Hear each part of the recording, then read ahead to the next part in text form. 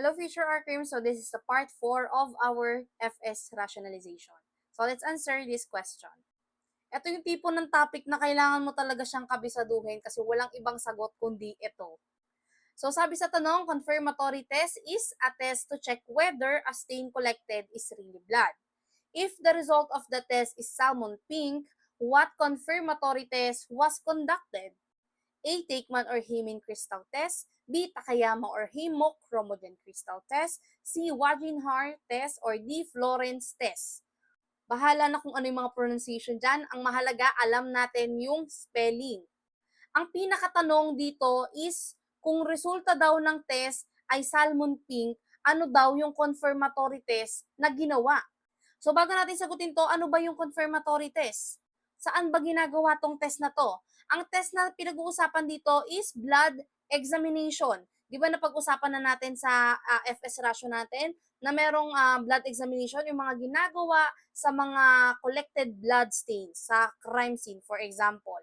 Di ba dinadala yung mga collected physical evidence sa laboratory, and then ang ginagawa nila unang-una dyan is preliminary or presumptive test, which is na topic na natin yon sa isang FS ratio natin. And dito naman is yung confirmatory or tinatawag din tong conclusive test. Ano ba yung ginagawa dito?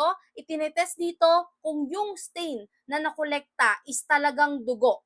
Okay? Ini-establish dito yung presence of hemoglobin. Kasi kapag may hemoglobin, ibig sabihin, yung stain na nakolekta is talagang dugo. Merong dalawang ginagawa sa confirmatory test. Una, yung microscopic test. Pangalawa is yung microchemical test.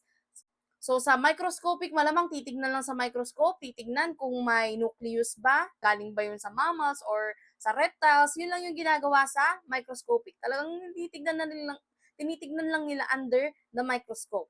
Sa microchemical test naman, eto na yung topic natin dito sa mga choices natin. Ano ba yung kailangan mong tandaan dyan? Bukod sa mga pangalan yan, ang kailangan mong tandaan dyan is kung ano bang kulay yung nagiging napuproduce nilang resulta if ever talagang yung stain na nakolekta is talagang dugo. So the answer for this one is Takayama or hemochromogen crystal test, letter B. Kasi ayan lang yung naiiba, sobrang dali lang tandaan nito. Ang Takman or Heyman crystal test is brown rhombic crystals. Tandaan mo, brown rhombic crystals. Wala nang ibang sagot dyan kundi brown lang. Tandaan ha, yung alpha natin is brown rhombic crystal. Ano ba itsura ng rhombic? Di ba yung parang pag ganun siya? Yung nakatagilid na rectangle, ayun yung itsura niya. Brown rhombic crystals. So sa Takayama, ayan lang yung naiiba. Actually, ito lang talaga yung tatlong microchemical test natin. Yung Alpha, Bravo, and Charlie, ayan yung mga microchemical tests. Kasi yung Florence test, di ba, sa semen yan. So X na yan kaagad. Sasagot ka naman ng Wagenhar test or yung Charlie natin kapag yung resulta sa microchemical test is brown multi-shaped crystals. Huwag pagpapalitin yung alpha at Charlie. Sa alpha, brown rhombic. Rhombic. Alpha, brown rhombic yan. Yung Charlie natin, brown multi-shaped crystals. Pero kung may tatanong naman sa board exam, syempre yung itatanong dyan yung naiiba. Usually gano'n naman, di ba? So, ang naiiba dito, madaling tandaan, is yung Takayama. Kasi salmon pink yung resulta niyan. Kapag yung stain talaga na nakolek is really blood. Yung Florence test, again, sa semen yan.